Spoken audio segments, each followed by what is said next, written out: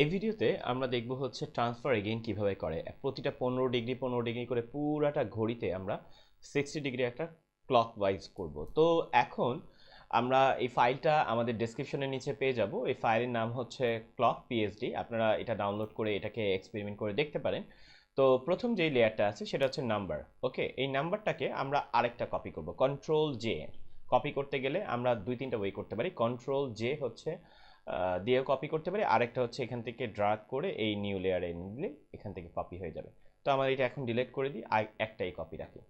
তো প্রথম যে লেয়ারটা আছে কন্ট্রোল টি, আমরা এটাকে ট্রান্সফার করলাম। করার পরে আমরা এইখানে যে একটা সেন্টার পয়েন্ট আছে, দেখেন এই যে জায়গাটা একটা সেন্টার পয়েন্ট, এটাকে ড্রাগ করে এনে এই মিডিলে রাখলাম। রাখার পরে আমরা যেটা করব, শিফট প্রেস করে আমরা রোটেট টুল কিন্তু অলরেডি আমরা দেখতে পাচ্ছি যে এটা রোটেট হবে। ওকে, তো এইভাবে করে শিফট একটা আসলো 15 ডিগ্রি মানে 15 ডিগ্রি, দেখেন ওই যে পাশে লেখা আছে 15 ডিগ্রি। আরেকবার নিলাম 30 ডিগ্রি। ওকে, তাহলে একটা কপি হয়ে গেল। এন্টার প্রেস করলাম বা এখান থেকে অ্যারোকে সিলেক্ট করে দিলাম। আবার আরেকটা কপি করলাম, কন্ট্রোল জে, আরেকটা কপি, কন্ট্রোল টি।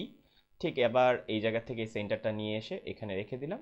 রেখে দেওয়ার পর এটাকে এবারে অন্য ওয়েতে করলাম, সেটা হচ্ছে এখান থেকে 30 ডিগ্রি করলাম। আমরা বলেছিলাম যে প্রতিটা টুলসেরই আবার এক একটা সাব টুলস দেখা যাবে। ওকে, তাহলে এখান থেকে আবার 30 ডিগ্রি দিয়ে দিলাম।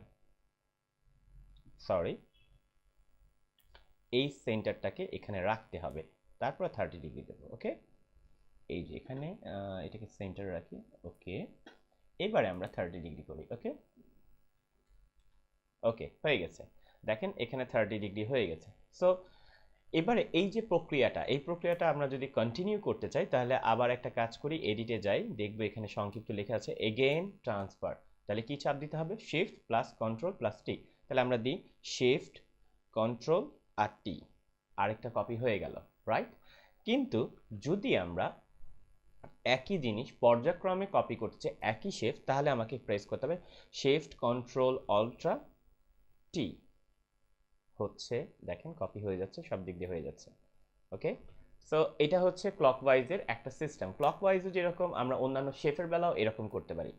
তো এই ভিডিওটা যদি ভালো লেগে থাকে, আপনি যদি বুঝতে পারেন, তাহলে অবশ্যই লাইক করেন। আর যদি আপনার যদি বুঝতে কোনো সমস্যা হয়, মেসেজে অবশ্যই কমেন্ট করেন। আমাদের ডিআইটি ইনস্টিটিউট গ্রুপের সাথেই থাকুন, আরও ভিডিও দেখুন এবং আরও ভালো করে ফটোশপ শিখুন। আল্লাহ হাফেজ।